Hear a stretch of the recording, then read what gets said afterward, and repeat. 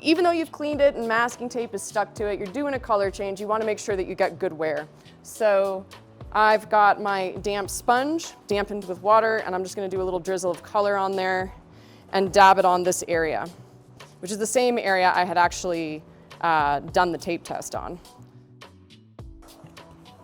And that's dry, maybe put a second coat on, maybe even do a pure coat of color. Well, just to be safe before we invest all this time and labor. So you can see the pure color gets incredible coverage compared to the glaze mixture with clear in there.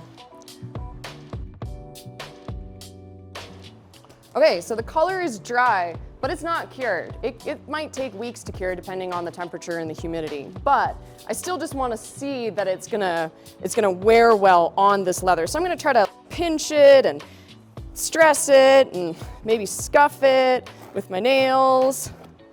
And that looks pretty good.